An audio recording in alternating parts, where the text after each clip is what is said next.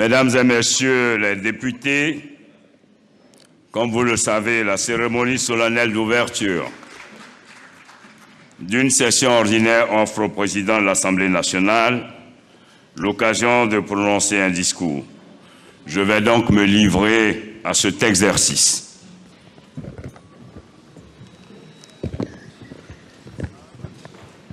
Excellences, Monsieur le Premier ministre, chef du gouvernement, ministre des Sports et du cadre de vie, représentant Son Excellence, Monsieur le Président de la République, Madame la Présidente du Sénat, Monsieur le Haut représentant du Président de la République, Madame la Présidente du Conseil constitutionnel, Monsieur le Président du Conseil d'État, Monsieur le Président de la Cour de cassation, Monsieur le Président du Conseil économique et social et environnemental, Monsieur de la Haute Autorité de la bonne gouvernance, Mesdames et Messieurs, Monsieur le Président du Sénat de la République sœur du Nigeria, Monsieur le Président de l'Assemblée nationale du Ghana, Monsieur le Président de l'Assemblée nationale du Bénin, Monsieur le Président de l'Assemblée nationale du Togo, Monsieur le Président de l'Assemblée nationale du Sénégal, Monsieur le Premier vice-président du Parlement de la CEDEAO, Mesdames et Messieurs les membres du gouvernement, Mesdames et Messieurs les ministres gouverneurs des districts autonomes, Excellences, Monsieur le nonce apostolique, Excellences, Mesdames et Messieurs les ambassadeurs et représentants des missions diplomatiques et consulaires, honorables députés, chers collègues, vénérables sénateurs, Messieurs les officiers généraux et officiers supérieurs des forces armées nationales, Mesdames et Messieurs les directeurs généraux, distingués chefs traditionnels et éminents guides religieux, chers amis des médias, Mesdames et Messieurs, quelques semaines après la clôture de notre deuxième session ordinaire de l'année 2024, le 31 décembre dernier, nous voici de nouveau réunis pour procéder à l'ouverture de la première session ordinaire de l'année 2025, conformément aux dispositions pertinentes de notre loi fondamentale. Je voudrais, avant tout propos, à l'orée de la nouvelle année, souhaiter à toutes et à tous mes vœux de paix, de santé inoxydable, de prospérité et de bonheur tout le long de cette année. Que Dieu le Tout-Puissant, dans sa grande générosité et sa miséricorde, nous accorde la sagesse et renforce notre amour commun pour notre patrie. Que la paix et la cohésion sociale soient au rendez-vous de nos espérances. Chers collègues députés, Mesdames et Messieurs, cette année 2025 marque le dernier chapitre d'un mandat de représentation du peuple de Côte d'Ivoire à travers nos élections à l'issue du scrutin tenu le 6 mars 2021. Nous avons tous, autant que nous sommes, représenté avec loyauté et dévouement le peuple de Côte d'Ivoire, le peuple servi notre pays, la Côte d'Ivoire. Je voudrais vous féliciter pour cet engagement citoyen. Chers collègues députés, Mesdames et Messieurs, une fois de plus, nous partageons la joie de ces retrouvailles avec d'illustres invités que nous prenons toujours plaisir à accueillir au sein de notre institution et dont la distinguée présence est pour nous le témoignage de la confiance et du soutien constant apporté à notre institution. Qu'il me soit permis de saluer particulièrement certains de nos illustres invités, en commençant par son Excellence, M. Robert Begré-Mambé, Premier ministre, chef du gouvernement, ministre des Sports et du cadre de vie, représentant Son Excellence M. Alassane Ouattara, président de la République de Côte d'Ivoire. Excellence, Monsieur le Premier ministre, la représentation nationale sonore de votre première présence à l'une de ces cérémonies solennelles depuis votre accession à cette prestigieuse fonction. Je voudrais, au nom de mes collègues, députés et en mon nom personnel, vous remercier de votre participation à la présente cérémonie en dépit des contraintes liées à votre agenda. Je voudrais aussi personnellement vous réitérer ma grande amitié et ma fraternité et vous dire que votre présence à cette cérémonie est pour nous l'expression de l'intérêt que vous accordez à l'Assemblée nationale. Je vous prie donc de bien vouloir traduire à son Excellence Monsieur le Président de la République, Alassane Ouattara, toute notre déférence ainsi que notre profonde admiration et notre infinie reconnaissance et gratitude pour sa constante sollicitude à l'endroit de notre Chambre parlementaire. Madame la Présidente du Sénat, ma chère sœur, je me réjouis de votre présence et vous renouvelle mes salutations fraternelles, ainsi que ma gratitude pour votre soutien constant et votre présence assidue lors de nos cérémonies solennelles. Monsieur le haut représentant du Président de la République, je vous remercie de votre présence à nos cérémonies et vous prie de recevoir nos salutations les plus distinguées. Mesdames et Messieurs les présidents d'institutions, je voudrais vous renouveler mes plus sincères remerciements pour la fidélité et la solidarité que vous ne cessez de témoigner à l'Assemblée nationale. Vos présences continues à toutes nos activités traduisent avec éloquence le parfait dialogue qui existe entre les institutions de la République. Excellences, Mesdames et Messieurs, les ambassadeurs représentants des missions diplomatiques et consulaires, nous apprécions au plus haut point votre amitié et votre appui aux institutions de la République et au peuple ivoirien. Je voudrais, au nom de l'Assemblée nationale et en mon nom propre, vous exprimer notre gratitude pour votre engagement en faveur du raffermissement des excellentes relations d'amitié et de coopération que la Côte d'Ivoire entretient avec vos pays respectifs.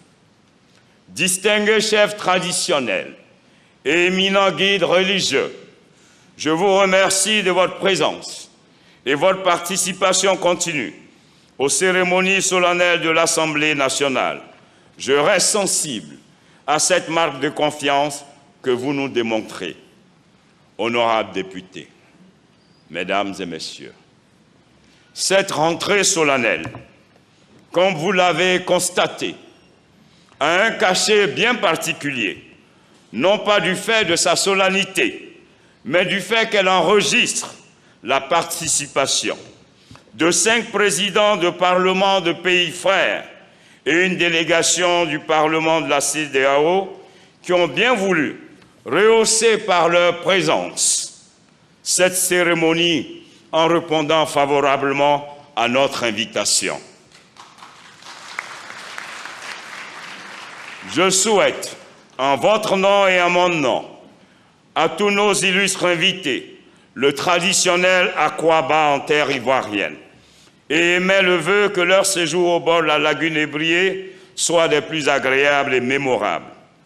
Je me réjouis ainsi de la distinguée présence de mon frère et ami, son Excellence M. Godwill Akpabio, président du Sénat du Nigeria, qui nous honore en ayant répondu favorablement à l'invitation à lui adresser.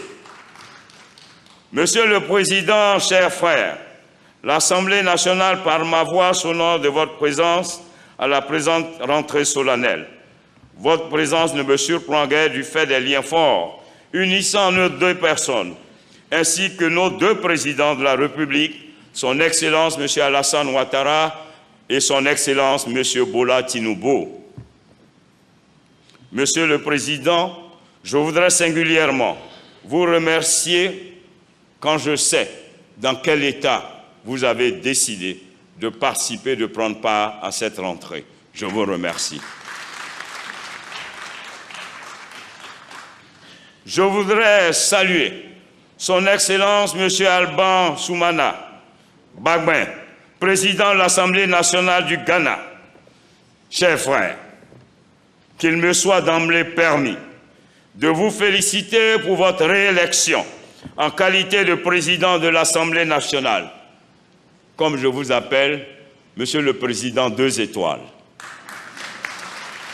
Chers frères, du fait de l'excellence de nos rapports que nous entretenons, j'ai pris part à votre invitation du 5 au 8 janvier 2025 à l'investiture du nouveau président de la République du Ghana ainsi qu'à votre investiture après votre réélection en qualité de président de l'Assemblée nationale. C'est l'occasion pour moi de féliciter le peuple ghanéen qui a traduit l'enracinement de la démocratie par des élections transparentes et apaisées. Aujourd'hui, chers frères, vous êtes à nos côtés à Abidjan. Merci à vous. Distinguées personnalités, honorables députés, mesdames et messieurs, je salue également la présence amicale et fraternelle de son Excellence, mon frère Louis Vlavonou, président de l'Assemblée nationale du Bénin. Merci, chers frères, de répondre favorablement à chaque fois que de besoin, traduisant ainsi la force de notre fraternité, mais surtout traduisant l'excellence des relations entre le président Alassane Ouattara et le président Patrick Talon. Chers frères, Monsieur le Président de l'Assemblée nationale du Togo, mon cher frère Kodjo, président élu il y a seulement quelques mois, je suis très heureux et l'Assemblée nationale et moi sommes heureux de vous recevoir ce matin pour notre entrée solennelle. Votre présence ici est le témoignage de la dynamique des relations entre le président Faure Gnassingbé et son Excellence le président Alassane Ouattara. Merci à vous. Monsieur le Président de l'Assemblée nationale du Sénégal, mon jeune frère, Malick Ndiaye, Monsieur le Président, je tiens avant tout à vous féliciter pour votre brillante élection en qualité de député, puis de président de l'Assemblée nationale de la République sœur du Sénégal, le 2 décembre dernier. Votre accession à cette prestigieuse fonction est le signe de la confiance que vous témoignent vos pairs. Je reste convaincu que votre vision de l'intégration africaine et de la coopération sous-régionale sera un atout précieux pour renforcer les liens séculaires qui unissent nos deux peuples et nos deux chefs d'État, Diomaye Faye, son Excellence Diomaye Faye et son Excellence le Président Alassane Ouattara.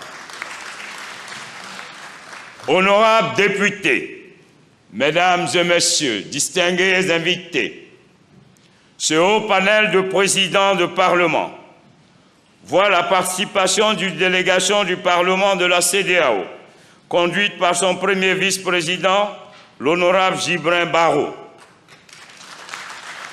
Je voudrais vous remercier et transmettre mes salutations à la présidente du Parlement de la CEDEAO.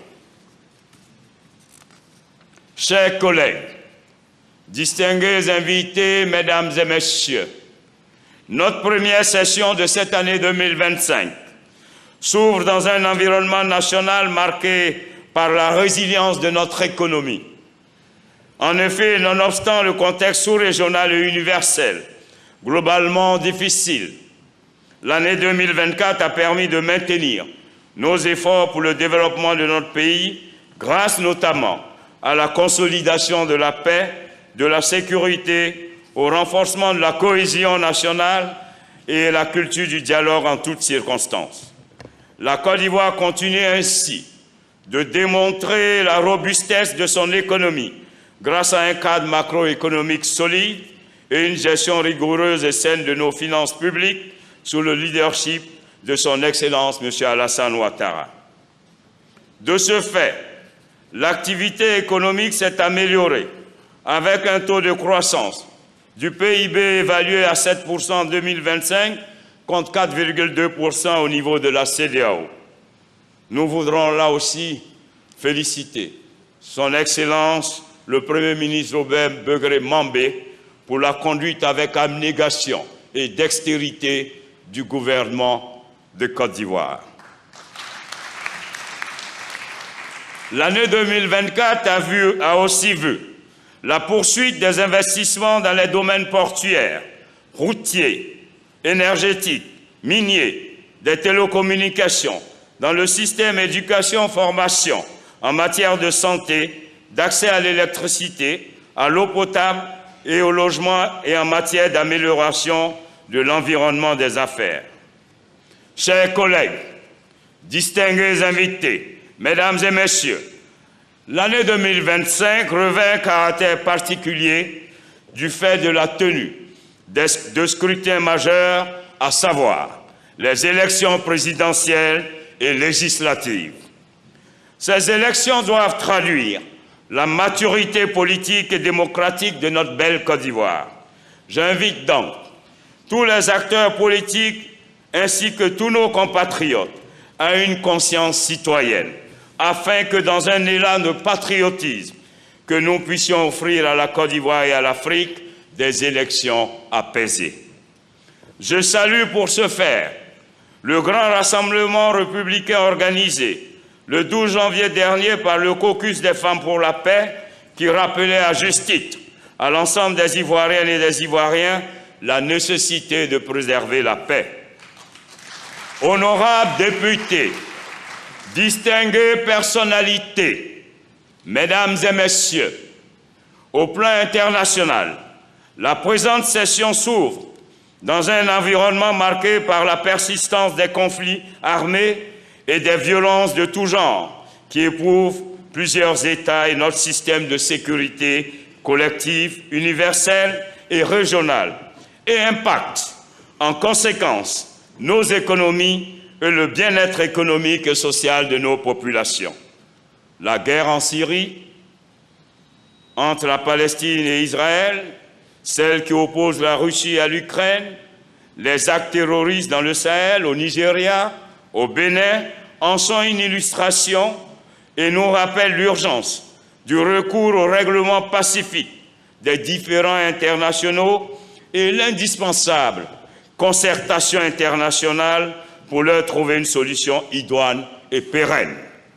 Pour ce faire, je reste, pour ma part, persuadé que la diplomatie parlementaire demeure un puissant outil à notre disposition. À cet égard, la nouvelle session ordinaire qui s'ouvre sera l'occasion pour moi de renforcer mon engagement relativement à la mise en œuvre de la diplomatie parlementaire, tant au niveau bilatéral que multilatéral, et œuvrer en tant qu'acteur de premier plan dans les discussions sur la promotion de la paix, de la démocratie et sur le climat. Dans cette dynamique, je participerai le 12 février à la réunion préparatoire de la 3e conférence des présidents de parlement de l'Union interparlementaire à New York, avant de me rendre en avril à la 150e assemblée et réunion connexe de la dite organisation prévue en Ouzbékistan. Après des échanges avec la présidente du Parlement européen, Madame Metsola Roberta, le 25 janvier 2024, j'ai proposé qu'il soit institué une plateforme d'échange entre le Parlement européen et les présidents de parlements africains, notamment ceux de la CEDEAO, à l'effet de renforcer notre coopération et de promouvoir des solutions communes face aux défis globaux auxquels nous sommes confrontés. La présidente du Parlement européen a saisi cette opportunité et m'a donc proposé d'organiser du 22 avril au 24 avril une conférence de haut niveau des présidents de Parlement Union européenne, Afrique à Bruxelles, en Belgique. Dans cette perspective, j'ai proposé et obtenu de mes pairs que le président du Sénat du Nigeria organise le 17 avril à Abuja une réunion de préparation à l'effet de nous rendre ensemble, tous ensemble à Bruxelles du 22 au 24 avril pour que l'Afrique parle d'une seule voix. Par ailleurs, au mois de mai, je participerai à la 19e conférence de l'UPC prévue se tenir en Indonésie. Enfin, je conduirai en juillet la délégation de l'Assemblée nationale à la 50e Assemblée plénière de l'Assemblée parlementaire francophone à Paris, puis à la 6e conférence des présidents de parlement de l'UIP à Genève. Distinguées personnalités, mesdames et messieurs, l'Afrique de l'Ouest fait face à plusieurs enjeux qui menacent la paix et la stabilité de nos États. Face à ces défis, nous sommes tenus d'agir et de conjuguer tous nos efforts pour relever ensemble tous les défis de quelque nature que ce soit qui se posent à nous dans notre sous-région. Notre communauté de destin et notre histoire nous l'imposent. Le sens de la responsabilité nous le commande. Je reste pour ma part convaincu qu'avec la CEDEAO, nous avons la possibilité d'agir ensemble pour une Afrique de l'Ouest unie, stable et prospère. Mesdames et messieurs, distingués invités, chers collègues, cette première session ordinaire de l'année 2025 s'ouvre avec 25 projets de loi en instance sur le bureau de l'Assemblée nationale, au nombre desquels 9 projets de loi ordinaires, 8 projets de loi de ratification d'ordonnances et 8 projets de loi d'autorisation de ratification de conventions internationales. Ces projets de loi ont trait, entre autres, à l'exercice de la médecine, aux droits humains, au changement climatique, à la fiscalité et à l'activité industrielle. Comme vous pouvez le constater, cette session sera l'objet d'intenses travaux. Aussi, voudrais-je nous exhorter à examiner, comme à l'accoutumée, ces différents textes de loi avec intérêt, minutie, pertinence et rigueur, afin d'y apporter éventuellement des amendements constructifs et améliorer leur contenu au cours de nos travaux. C'est l'occasion pour moi de remercier l'ensemble des députés pour leur sens élevé de responsabilité dans le cadre de nos travaux. Je vous exprime toute ma gratitude pour les efforts consentis pour le bon fonctionnement de notre institution. Chers collègues distingués invités, mesdames et messieurs, je voudrais saluer l'accord de trêve conclu entre Israël et la Palestine. J'espère que cet accord sera une étape vers un cessez-le-feu définitif et le retour à la paix dans le Moyen-Orient. J'ai donc une pensée profonde pour les victimes de l'incendie dévastateur aux États-Unis d'Amérique, notamment en Californie. Distingués invités, mesdames et messieurs, chers collègues, avec le nouveau cycle électoral qui va s'ouvrir, nous, députés, en notre qualité de représentants du peuple, devrons être des vecteurs de paix et d'apaisement. Nos mandants nous observent.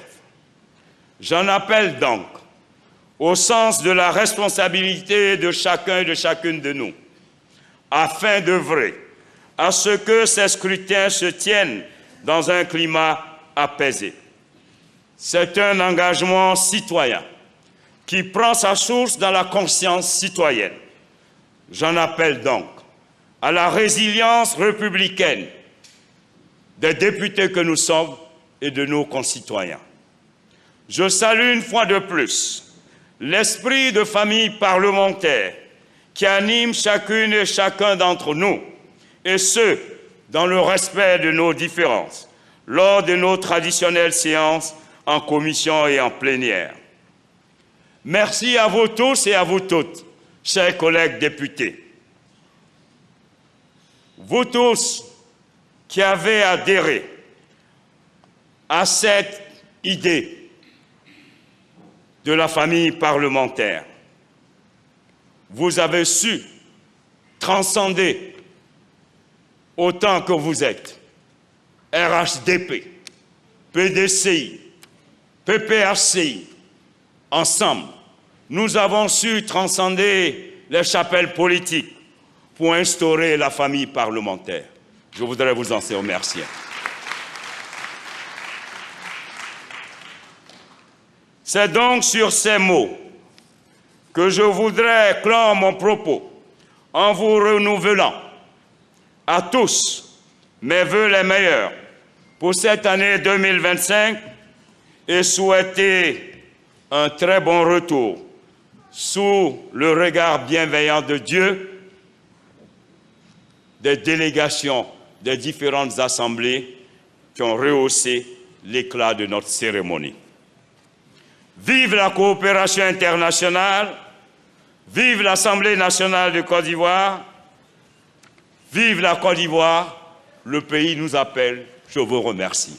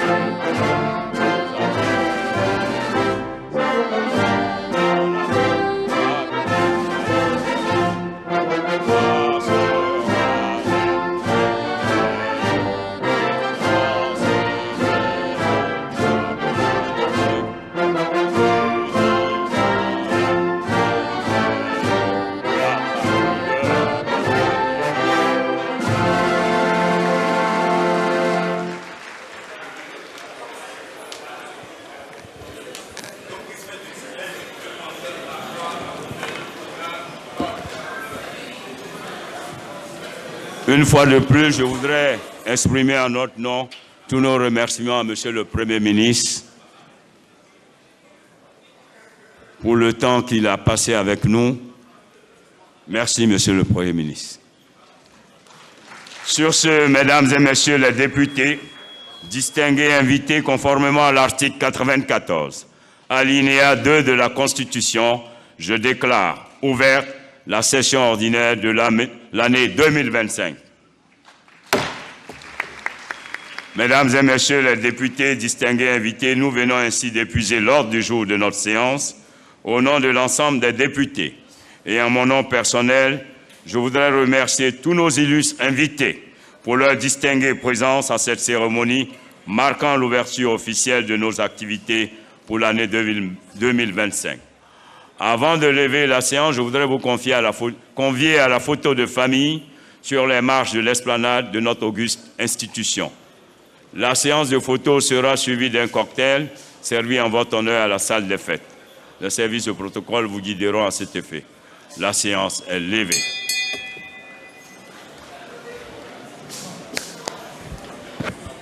Voilà, donc ouverte la session, la première session ordinaire de l'année 2025 à